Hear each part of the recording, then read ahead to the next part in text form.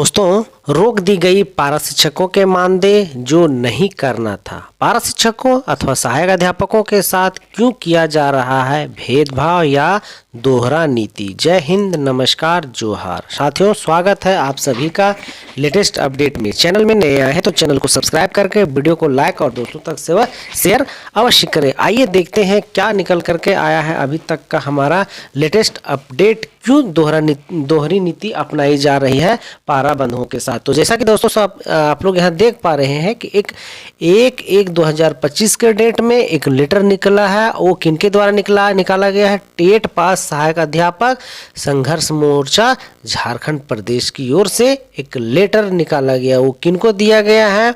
सेवा में जिला शिक्षा अधीक्षक महोदय गिरिडीह डीएसी को एक लेटर दिया गया है, जिसमें क्या है, सब्जेक्ट में क्या है, विषय क्या है कि सरकारी शिक्षकों जैसा सहायक अध्यापकों का दिसंबर माह का मानदेय भुगतान के संबंध में। अर्थात उनको बोला गया है कि जिस तरह से सरकारी शिक्षकों को, सहायक शिक्षकों को दिसंबर माह का मानदेय भुगतान कर दिया गया है, उस तरह हमारी मानदेय क्यों नहीं भुगतान किया गया। आइए देखते हैं पूरा क्या मामला निकल करके आया है। महाशय, उपरोक्त विषय के आलोक में निवेदन पूर्वक कहना है कि आपके द्वारा एक पत्र जारी किया गया, अर्थात किनके द्वारा? डीएसी गिरिडीह के द्वारा एक पत्र जारी किया गया था, जिसमें स्टूडेंट अटेंडेंस नहीं बनाने वाले विद्यालयों के सरकारी एवं सहायक अध्यापक का दिसंबर माह 2024 का वेतन अथवा मानदेय स्थगित करने का आदेश दिया गया था। अर्थात यहाँ बताया गया है कि चाहे वह गवर्नमेंट टीचर है या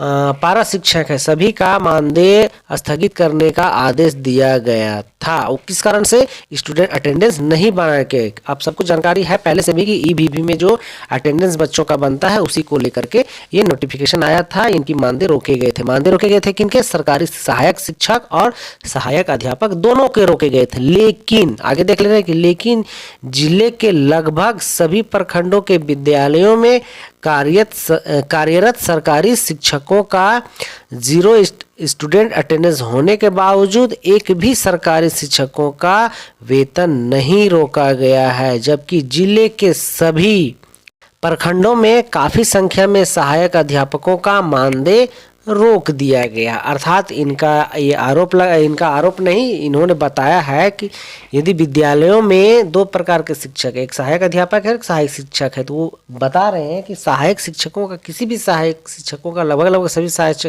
सहायक शिक्षकों का सैलरी मिल गया, लेकिन मैक्सिमम प्रखंड के सहायक अध्यापकों का नहीं मिला है। अर्थात उनका मानदेय रोक दिया गया है, जिससे सहायक अध्यापकों में भेदभाव की भावना महसूस हो रहा है। होनी भी चाहिए। यदि कोई भी चीज है, यदि एक ही काम के लिए दो पनिशमेंट अलग अलग हो रहे हैं तो ये अलग है। और पनिशमेंट आपने तो सहायक शिक्षकों का सैलरी नहीं रोका है, लेकिन सहायक अध्यापकों का रोक दिया है। कहीं ना कहीं आपके साथ भेदभाव होता आ रहा है। हो सकता है, बड़ी बात तो यही दोस्तों कि आप को सभी पदाधिकारी आप लोगों को कमजोर समझते हैं। समझते क्या है कि ये लोग तो संविदा पर है, इनको कुछ करना नहीं है। यही कारण है क्योंकि लेटर जो निकला था वो सबों के लिए था। अब गिरिडीह डीएसी ऐसा क्यों निकाले हैं, ये तो गिरिडीह डीएसी ही जाने, आपके डीएसी ही जाने। लेकिन आपका जो आक्रोश है, जो रोष है, बिल्कुल सही है। आगे देखते हैं दोस्तों, इससे जिले के लगभग 6000 सहायक अध्यापकों में आक्रोश की भावना उत्पन्न हो रही है। अब आगे जाकर के किसी तरह का कोई मामला बनता है तो फिर यही डीएसी, यही डीओ कहेंगे, राज्य के सचिव कहेंगे कि ये लोग जो है सो बेमतलबिया का कुछ न कुछ आक्रोश में आ जाते हैं। अगर यदि आपको कुछ करना ही था तो सभी के लिए नियम एक ही होना था, ना कि अलग अलग। क्यों? वे सरकारी थे, आपने कर दिए। उनका भी 0 अटेंडेंस था, नहीं पेमेंट कर दिए।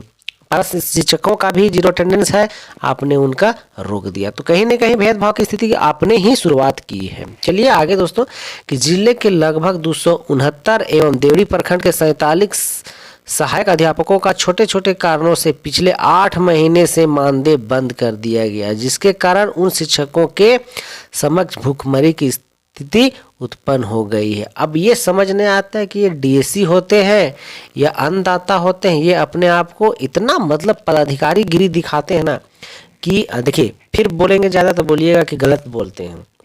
क्या दोस्तों, आप कमेंट करके ये बताइए क्या ठीक है यदि आप एक डीएससी बने, कहाँ से बने हैं? आपको अगर फिर बोला जाएगा कि कैसे कैसे डीएससी बने हैं, कैसे कैसे वीडियो बने, कैसे कैसे सीईओ बने हैं झारखंड में, ये भी पता है क्या?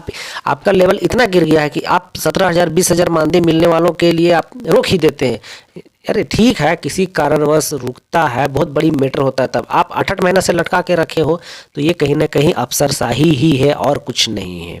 ठीक है, ये अफसरशाही है। साथियों, आपको कमेंट करना है क्या ये बिल्कुल अफसरशाही है या इनका मानदेय रोकना बिल्कुल सही है या गलत है, आप हमें जरूर कमेंट करिएगा। तो भूखमरी की स्थिति बनी हुई है।